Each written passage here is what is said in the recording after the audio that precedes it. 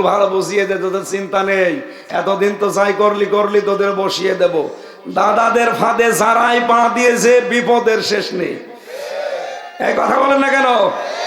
এরা 15 বছর খেয়ে যদি টিকে থাকতে না পারে, দাদার ফাঁদে পা দিয়ে আপনি কয় বছর খাবেন? নাই 5 বছর।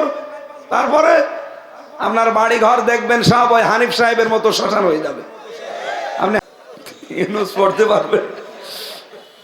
চিন্তা করছে দোয়া, ইউনুস তো পড়া যায় না। এই কারণে এখন কন্যাও যেহেতু নেই, মিলও নেই, কন্যাও নেই। এখন চিন্তা করছে ডানপন্থী যারা আছে এদের দ্বারা জীবনও হবে না, আর ইসলামপন্থী যারা এদের দ্বারা তো হবেই না। এরা দরকার হয় জীবন দিয়ে দেবে, 1 ইঞ্চি জায়গায় দেশ থেকে ছাড়বে না। এই জন্য ওরা বাম কিছু এদেরকে হাত করেছে, এদেরকে উল্টা পাল্টা ভুল ভালো বুঝিয়ে দে, তোদের চিন্তা নেই, এতদিন তো যাই করলি করলি, তোদের বসিয়ে দেব। দাদাদের ফাঁদে যারাই পা দিয়েছে বিপদের শেষ নেই। এই কথা বলেন না কেন? এরা 15 বছর খেয়ে যদি টিকে থাকতে না পারে, দাদার ফাঁদে পা দিয়ে আপনি কয় বছর খাবেন? নাই 5 বছর। তারপরে আপনার বাড়ি ঘর দেখবেন সব ওই হানিফ সাহেবের মতো শ্মশান হয়ে যাবে। আপনি হানিফের বাড়ি যেই দেখে আসেন কুষ্টিয়ায়, সব শ্মশান হয়ে গেছে।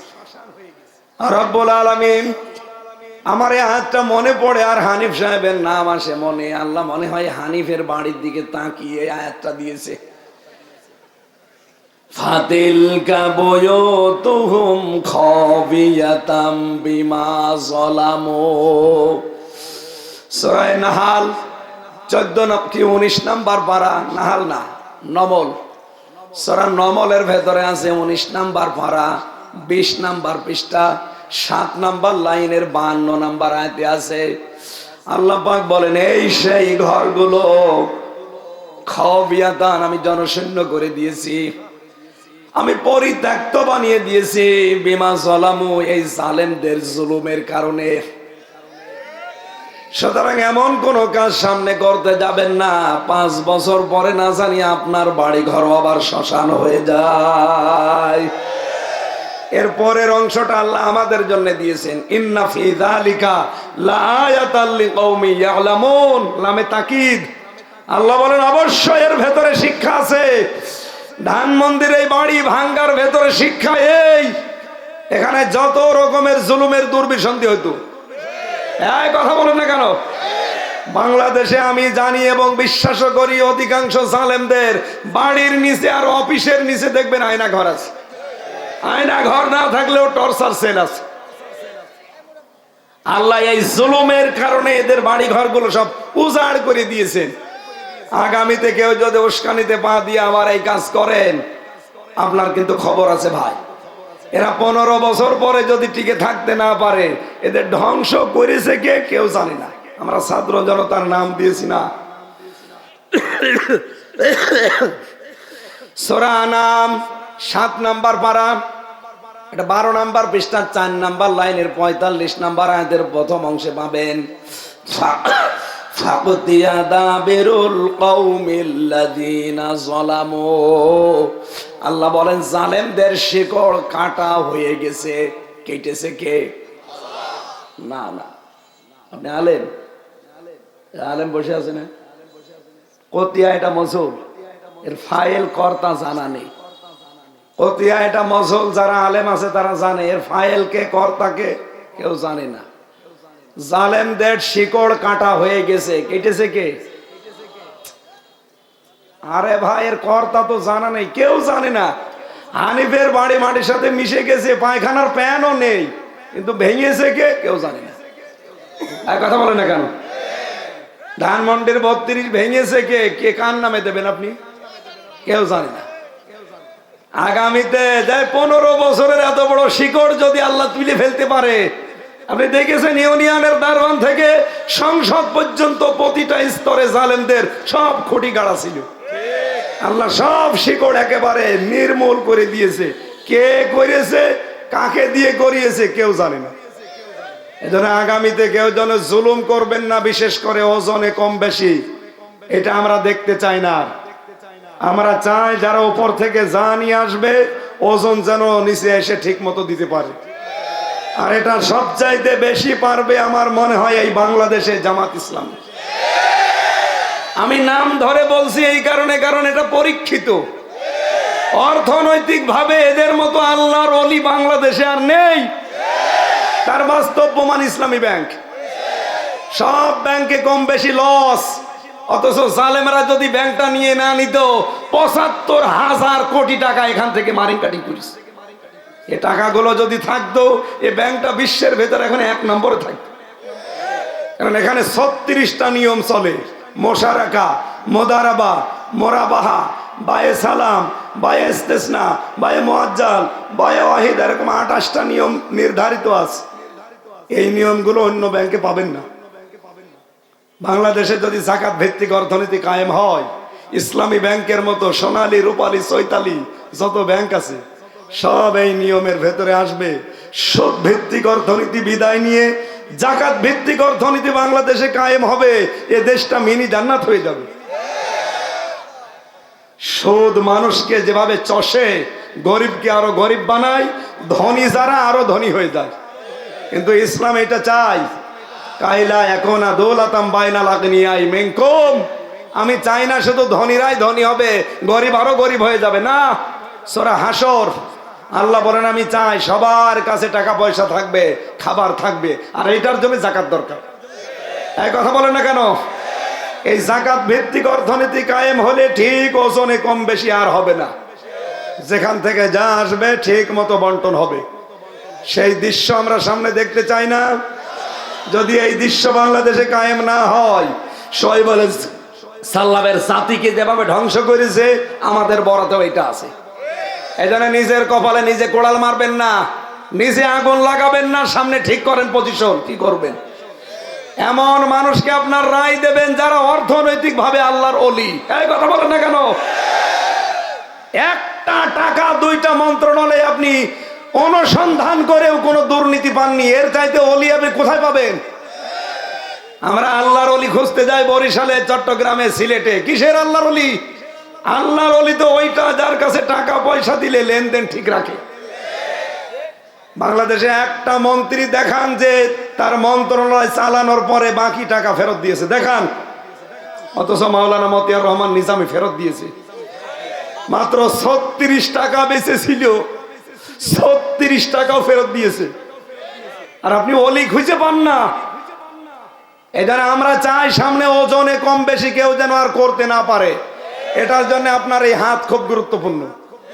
এটা যদি কারো কাছে রাজনীতি মনে হয়, ভোট মনে হয়, হ্যাঁ এইটাই আমার রাজনীতি, এটা ধর্ম ব্যবসা বললে এইটাই আমার ধর্ম ব্যবসা। কারণ আমি এই জাতিকে ধ্বংস হতে দিতে চাই না। এই কথা বলেন না কেন? ২ নম্বরে তাদের অপরাধ ছিল ওয়ালা তুফসিদু ফিল আরদি বা'দা ইসলাহিহা। জমিন শান্ত হয়ে যাওয়ার পরে তারা অশান্ত তৈরি করার চেষ্টা ছিল। বাংলাদেশে এখন যেটা হচ্ছে, এই ৫ মাসের ভেতরে ৬ মাসের ভেতরে কোনো জঙ্গি নাটক নেই, কোনো বিশৃঙ্খলা নেই। এই কথা বলেন। অথচ এই ৬ মাস যদি হাসিনা থাকতো ১৪টা জঙ্গি নাটক সাজাতো। আর এগুলো লিখতো কে? কাউন্টার টেররিজমের ওই মনিরুল ইসলাম আর আসাদুজ্জামান।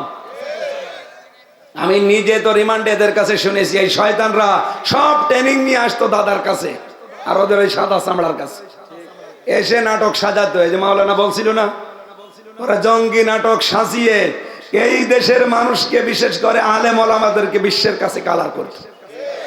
আমার মতো একটা নিরীহ সাদা মনের মানুষ আমি, আমার নাম দিয়েছে আনসারুল্লাহ বাংলা টিমের প্রধান। আমি ভেতরে যে একজনকে পেয়েছিলাম, উনি হচ্ছে আল্লাহ দলের প্রধান, আব্দুল মতিন। আজ ২২ বছর ছেলে আছে, আর ওনার ছেলে আছে, ওনার ছেলে হচ্ছে আল্লাহ দলের সেক্রেটারি। বাপ হচ্ছে সভাপতি, ছেলে হচ্ছে সেক্রেটারি। ২ বাপ বেটা জেল খাটতেছে। আমি বললাম আপনাদের আর লোকজন? বলছে বাংলাদেশে আর কেউ নেই। আমার বাপ সভাপতি, আমি সেক্রেটারি। কোন দল? আল্লাহ দল। আর আমারা দিয়েছিল আনসার আল ইসলামের প্রধান। কি ও ছাতা জীবনে নামই শুনি। অথচ ৩টা বছর আমার জীবন থেকে কেড়ে নিল। যারা এভাবে মিথ্যা সাজিয়ে নিয়েছিল, কোথায় তারা আজ? তাদের বাড়ি ঘরও এখন শ্মশান হয়ে গেছে। এখন মনে হয় বাড়ি ঘরে জিন বাস করে। এই কথা বলেন না কেন? এই জন্য জমিন ঠিক মতো কিন্তু শান্ত হয়ে যাচ্ছে, সামনে আরো শান্ত হবে যদি এইটা আসে।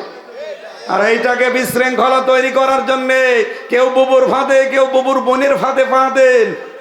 আমার মনে হয় যৌথ বাহিনী যা আরম্ভ করছে আরো কঠোর হওয়া দরকার, যতদিন ঠান্ডা ফ্রিজ মার্কা না হয়।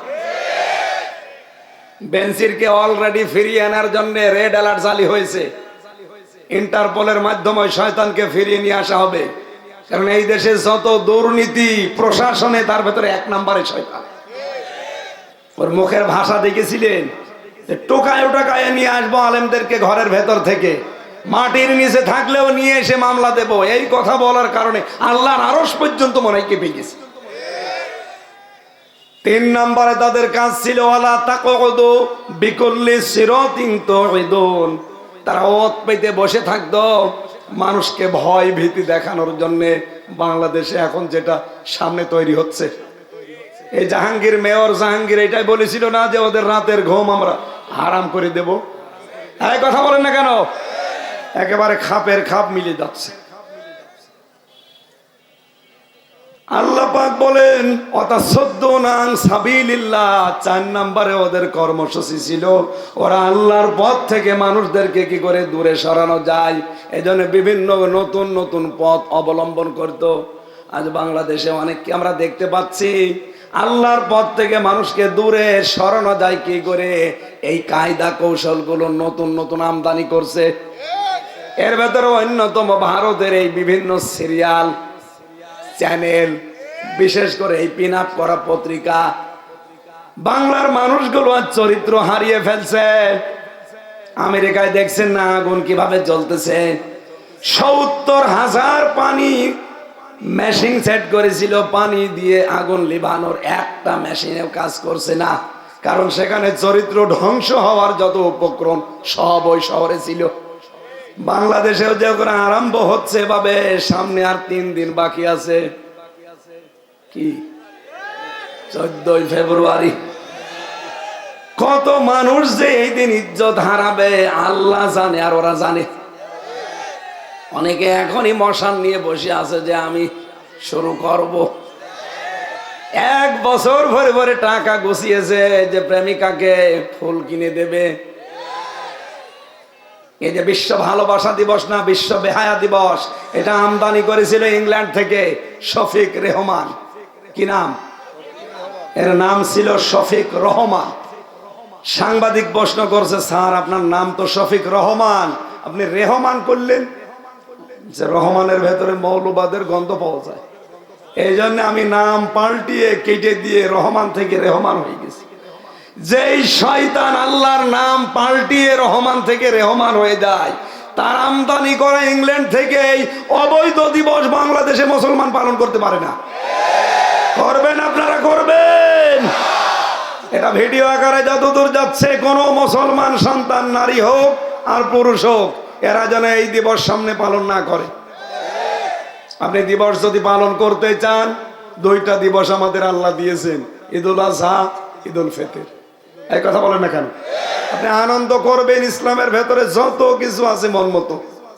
আল্লাযীনা হুম লিফুরুজিহিম হাফিজুন, যারা তাদের লজ্জাস্থানকে হেফাজত করতে পারবে, এই মানুষগুলোকে আল্লাহ গ্যারান্টি দিচ্ছেন যে জান্নাতুল ফেরদাউসের উত্তরাধিকারী বানিয়ে দেব।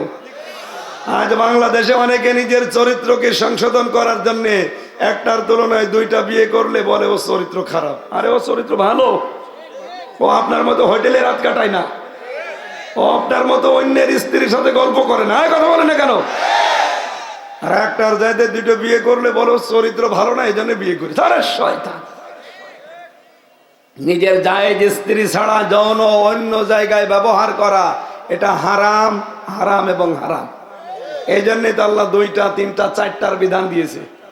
আর আপনি এখন না, পাশের বাড়ির ভাবির সাথে ওনার লাইন, প্রতিবেশীর স্ত্রীর সাথে ওনার লাইন, বিশেষ করে বিবাহিত মেয়েদের সাথে যারা লাইন করেছেন, এই মুহূর্তে মোবাইলের নাম্বার ডিলিট করে দিন।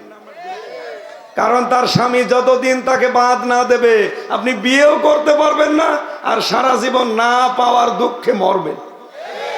এই জন্য বলছি, যদি এগুলো করে থাকেন এক্ষুনি বন্ধ করেন। কারা কারা নাম্বার ডিলিট করে দেবেন হাত তোলেন তো। কার নাম্বার আছে দেখি? না না, ঠিক হয়নি আপনার। ইল্লা আলা আজওয়াজিহিম আও মা মালাকাত আইমানুহুম ফাইন্নাহুম গায়রু মালুমিন। নিজের জায়েজ স্ত্রী ছাড়া এটা অন্য কোনো জায়গায় ব্যবহার করা যাবে না। এটার জন্য দুইটা ঔষধ আছে কোরআনে। কয়টা বলেন বলেন? এক নম্বরে পরনারী দেখলেই চোখকে নিম্নগামী করবেন। সূরা নূরের 30 নম্বর আয়াতে আল্লাহ ঔষধ দিয়েছেন, যদি নিজের চক্ষুকে নিম্নগামী করতে পারেন, আল্লাহ রাব্বুল আলামিন মাত্র 15 দিন আমল করে দেখেন, 14 জন মহিলার দিকে আপনি তাকাতে পারবেন। কয়জন বলেন বলেন? এই 14 জন মহিলা বাদ দিয়ে পৃথিবীর যে কোনো মহিলা যদি সামনে হঠাৎ করে পড়ে যায়, আপনি চোখ নিচের দিকে করবেন, দেখবেন 15 দিন এভাবে যদি একটু কন্ট্রোল করে থাকতে পারেন আল্লাহর ভয়ে, এটা হলো আকিবাতুল লিল মুত্তাকিন, মুত্তাকিদের জন্য শুভ পরিণাম। এই শুভ পরিণাম 7 প্রকার। তার মানে 1 নাম্বার প্রকার হচ্ছে আপনি যদি সত্যি 15 দিন আল্লাহর নিষিদ্ধ এই কাজ থেকে নিজেকে কন্ট্রোল করতে পারেন, একটা অনির্বচন সুখ আল্লাহ আপনাকে দান করবে। এবং এই পরনারীর প্রতি একটা আলাদা ঘৃণা আপনার তৈরি হবে, দেখলে না আমার জায়েজ জিনিস আছে। এই জন্য আমরা আশা করব যারা প্রতিবেশীর স্ত্রীর সাথে, ভাবির সাথে, এবং বিশেষ করে বিবাহিত মেয়েদের সাথে যাদের লাইন আছে, ভাই হাতে পায়ে ধরে বলছি এটা বন্ধ করেন। এটা যে কত বড় অপরাধ! একটা অবিবাহিত মেয়ের সাথে লাইন করলেও হয়তো, তাই বলে করতে বলছি না, তাই বলে বিবাহিত একটা লোকের স্ত্রীর সাথে আপনি লাইন করে একেবারে কাজ চালিয়ে যাচ্ছেন, বাবা শাহজালাল সব হালাল। এটা বন্ধ হওয়া দরকার না? ভারতের এই সিরিয়ালগুলো আমাদের এইটা শেখায়। 36টা চ্যানেল, একটা চ্যানেলে দেখান যেখানে পরিবার ঠিক করার কোন শিক্ষা আছে? শুধু পরকীয়া প্রেম কি করে করা লাগে আর শ্বশুর শাশুড়ির ব্যাপারে কি করে গন্ডগোল তৈরি করা লাগে।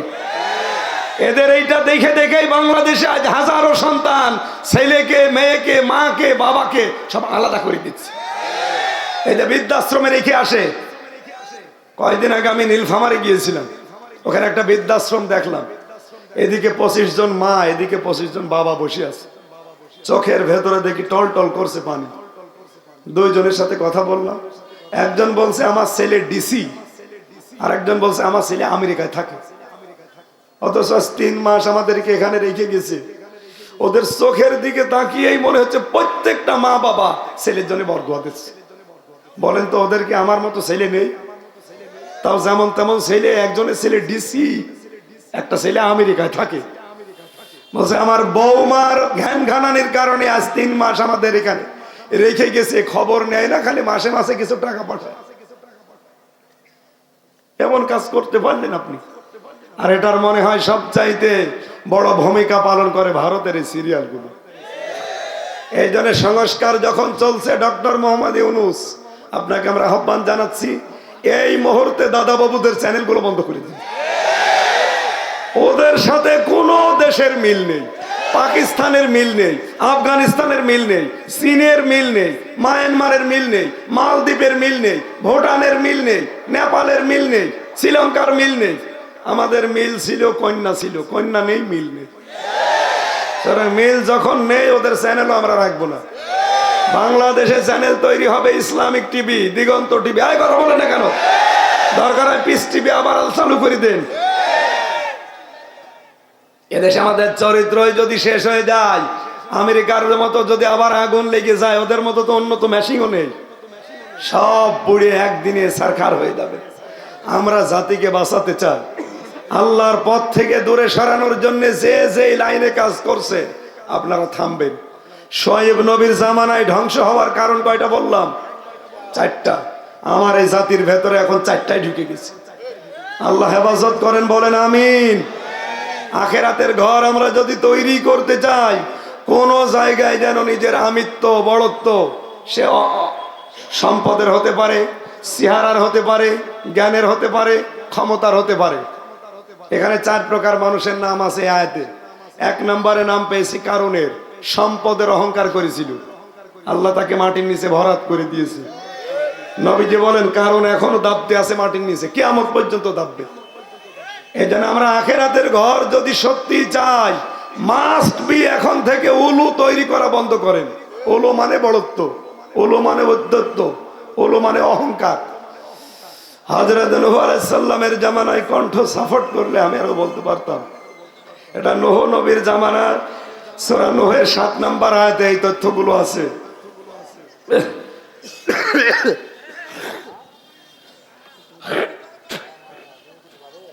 আরে ভাই, যে গলায় গরম পানিতে হবে না, কারণ এই মেশিং এ এখানে 120 পাওয়ারের ভোল্টেজ দিয়ে রাখা লাগবে।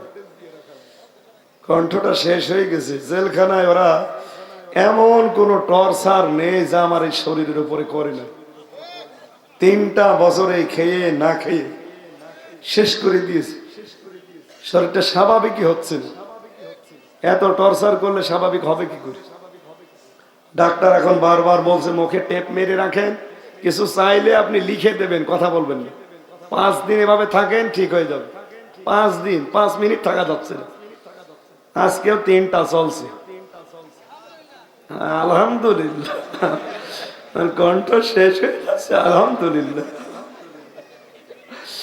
আলা ফাসাদা, এক একটা শব্দের ভেতরে লক্ষ লক্ষ কথা আল্লাহ দিয়েছেন।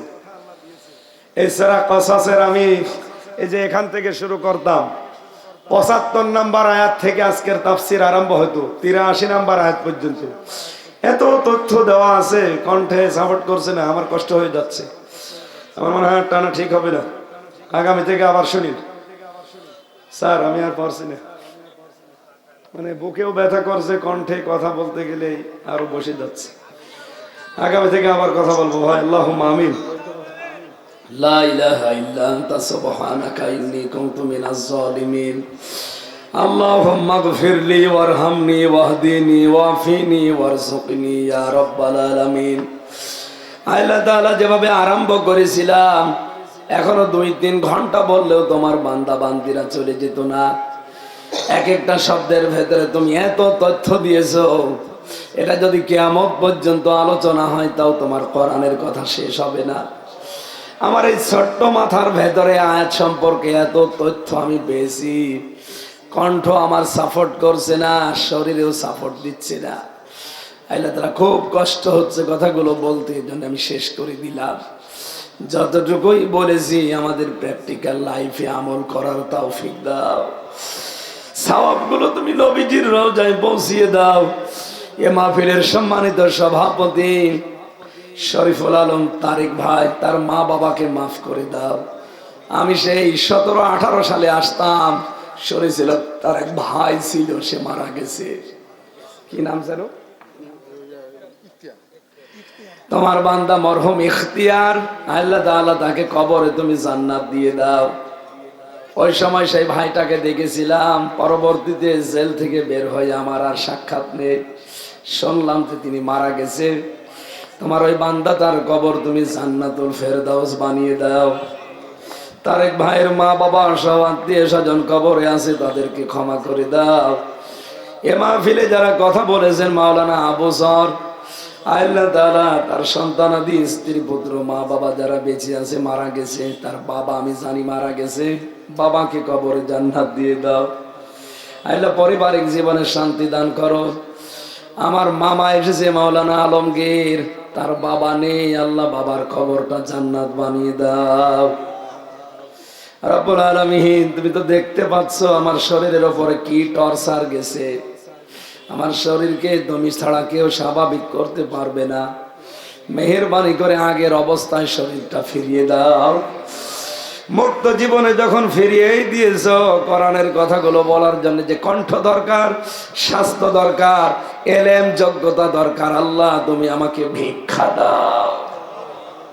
সম্মানিত মা বোনেরা পর্দা আড়ালে বসে আছে, এদেরকে আয়েশার মতো, খাদিজার মতো বানিয়ে দাও।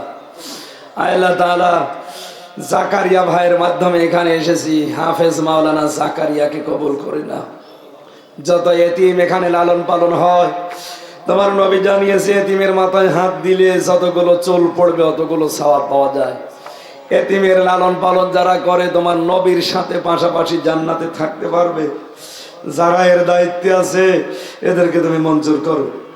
এলাকায় মাটির নিচে যত কবর আছে, কবরগুলো জান্নাত বানাও। আল্লাহ, কণ্ঠ তোমার কাছে ভিক্ষা চাচ্ছি, তুমি আমার কণ্ঠটা ভিক্ষা দাও। মরণ আসলে আমরা যেন পড়তে পারি লা ইলাহা ইল্লাল্লাহু মুহাম্মাদুর রাসূলুল্লাহ। আসসালামু আলাইকুম। হ্যালো, হুজুরের সাথে